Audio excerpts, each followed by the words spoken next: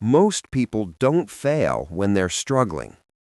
They fail after things start going well, because success introduces a new enemy, comfort. This is part 2 of Daniel's story. And if you think the hard part was escaping poverty, you're wrong. That was only the beginning, because success introduces a new enemy, comfort. Before we begin, let me ask you something. Have you ever started improving your life, then slowly stopped? If yes, this story is for you. 6 months after Daniel changed his life, things looked different on the outside. He no longer rode his motorcycle all day. He no longer worried about rent every month. He worked in an office now. Air-conditioned, clean clothes, a fixed salary. People smiled at him differently. They listened when he spoke. And for the first time in years, Daniel felt something dangerous, relief. At first, it felt earned, deserved. I worked hard, he told himself. I sacrificed, I suffered. So he allowed small changes. One night, he skipped his learning hour, just once. Another night, he chose comfort. Then another. Soon, 1 hour became 30 minutes. 30 minutes became nothing. Daniel didn't notice the change immediately. That's how comfort works. It doesn't attack you, it seduces you. 3 months into his new job, Daniel stopped growing. He still showed up on time, still did his work, but he stopped building. The hunger faded, the edge dulled. He told himself, I've made it. But something felt off. One evening, as Daniel packed his bag to leave work, he overheard 2 colleagues talking.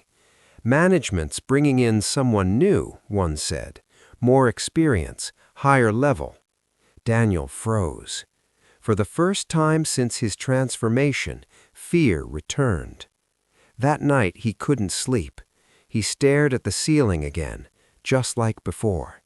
Different room, same question.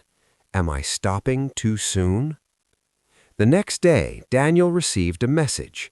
It was from Victor, the older man who changed his life. Success has stages, the message read. Most people fail at stage 2. Call me. They met at the same food stall where it all began. Victor studied Daniel quietly. You look comfortable, Victor said. Daniel smiled weakly. I thought that was the goal. Victor shook his head. Comfort is rented. Discipline is owned. Victor leaned forward.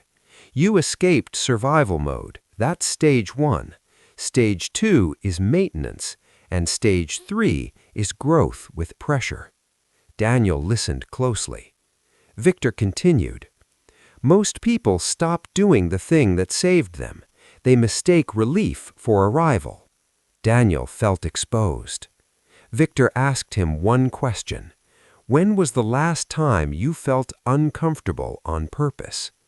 Daniel didn't answer. That night, Daniel made his second decision. Not to work harder, but to work deeper. He returned to his 1-hour rule, but this time with structure. He split the hour. 20 minutes, skill advancement. 20 minutes, industry knowledge. 20 minutes, future planning. No distractions, no skipping. He also added one rule. If I feel like stopping, that's when I continue. Weeks passed. While others relaxed after work, Daniel studied. While others complained about their jobs, Daniel prepared for the next level. He didn't talk about it. He didn't post about it. He worked quietly. 3 months later, something unexpected happened. The new hire arrived. Experienced, confident, sharp. Instead of replacing Daniel, management paired them.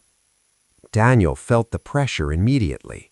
Meetings became intense, expectations rose. But something surprised everyone, including Daniel. He wasn't behind. He could contribute. He could solve problems. He could lead discussions. Why? Because while others stopped growing after promotion, Daniel didn't. One afternoon, Daniel's manager called him in. "We're expanding," she said. "We need someone to lead a small team." Daniel felt the weight of the moment. This wasn't luck. This wasn't timing. This was compound discipline. That night, Daniel went back to the food stall.